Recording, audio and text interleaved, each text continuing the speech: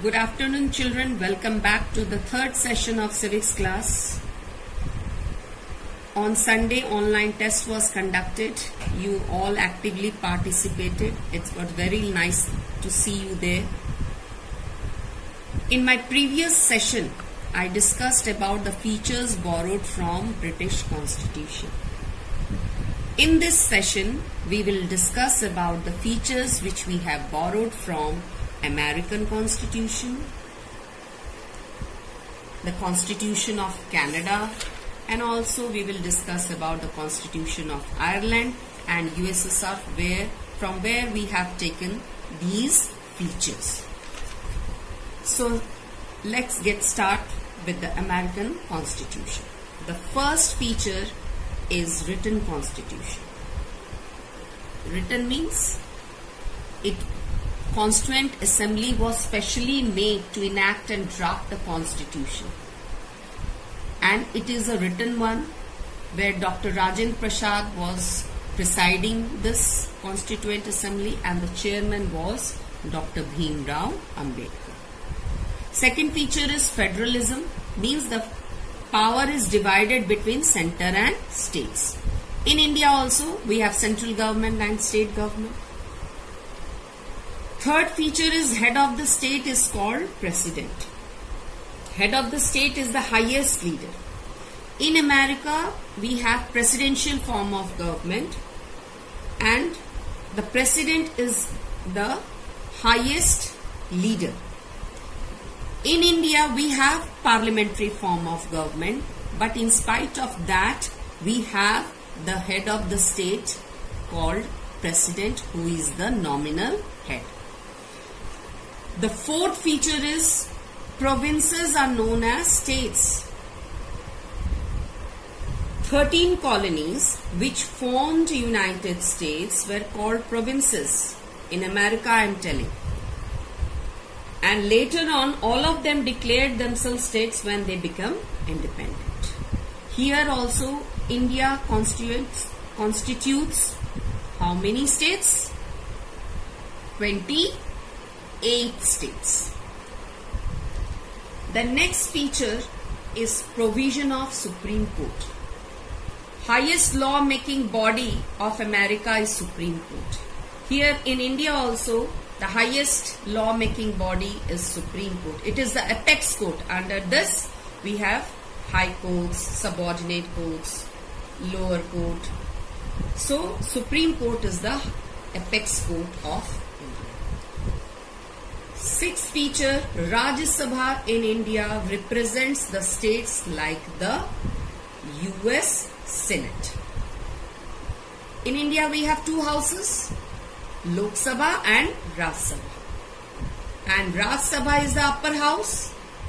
There in America also, the upper house is Senate and the lower house is House of Representatives. So the idea of Rajya Sabha has been taken from America and it is very similar in powers like the US Senate of America, which is the upper house. So these are all the features of American Constitution. The next feature which we have taken from Canada is India is known as Union of States. What does this mean? 28 states makes India a country. The feature which we have taken from Ireland is the directive principle. This concept of directive principles which we have taken from Ireland, it contains social, economic, Gandhian and international peace and security principles. In addition to fundamental rights, the Constitution of India also added these directive principles, as the framers were very much inspired by the Irish nationalist movement. So they added these directive principles to ensure greater and social reforms.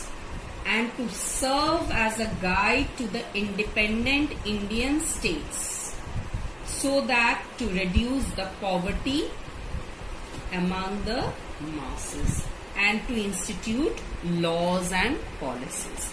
So specially it was made keeping in mind the social grounds, economic grounds. Gandhian means it also aimed to promote cottage industries. International peace and security. India is a great lover of peace and it doesn't want war in any case. So it always promotes international peace and security. So these are all the principles which comes under this directive principles of state policy. The next feature which we have borrowed from USSR is fundamental duties. USSR, previously Russia was under, or you can say a part of USSR, Union of Soviet Socialist Republic. In 1991 it was broken into 15 republics and Russia is one of the republic. Now this USSR doesn't exist. Now we come across the next topic, basic features of Indian Constitution. This topic is very much important and you should know each features in detail. The first is unique constitution. Why it is unique in nature? Because it has borrowed different features from different constitution. As I have told you earlier, from Britain, from America, from Ireland, from Canada, from USSR. So that's why it is unique in nature. The second feature is lengthiest.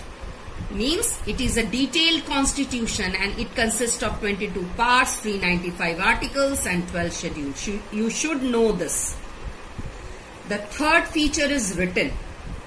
Means it was enacted and drafted by the Constituent Assembly for which it was made for this purpose, and the president was Dr. Rajendra Prasad and the chairman was Dr. Bhim Rao Ambedkar. So I think it is clear to you this written constitution. The next feature is rigid and flexible. This is a very important feature of our Indian Constitution. Rigid means it cannot be amended easily. For example, the election procedure of president cannot be changed, or the powers of the union and states or the powers of Supreme Court cannot be changed. But it is also flexible in nature. Flexible means which can be amended easily according to the needs, according to the aspirations of the people. It can be changed time to time. That's why it is progressive in nature. It helps in the progress and development of a country. Now the question is how this amendment process takes place. Amendment means changes if we want to bring in the constitution. There are three processes. This topic is also very important for you. First is simple majority. Simple majority. It means that the bill should be passed by both houses of the parliament. Both houses means Lok Sabha and Raj Sabha, by total number of the members present and voting. Second process is special majority, which is followed in most of the cases. Special majority have two cases. One is absolute majority of the total membership and second is 2/3 of the members present and voting in each house of the parliament. Each house means Lok Sabha and Raj Sabha. The third process is special majority and ratification. Means along with the special majority, ratification should also be done. Ratification means the resolution ratifying the proposed amendment. Means in a simple language we can say it is an official way to confirm something by voting procedure. So it should be ratified by state legislatures of half of the total number of Indian states. For example, if our country is having 28 states, so the state legislatures of half of the Indian states, that is 14. It should be ratified. So these are the features. In my next session, I will continue with this topic only, where we will read about the different ideals of the Constitution, and also there are more features of Indian Constitution. I hope so you have understood whatever I have taught you. Now there is an assignment for you today, which you have to do in your civics copy. This assignment is prepare a flow chart on the features of Indian Constitution which we have borrowed from different countries. I have explained you individually what features we have borrowed from British, America, Canada, USSR and Ireland. You will make a flow chart and write in short what features we have borrowed from British, what features we have borrowed from America, Canada, so on. Thank you.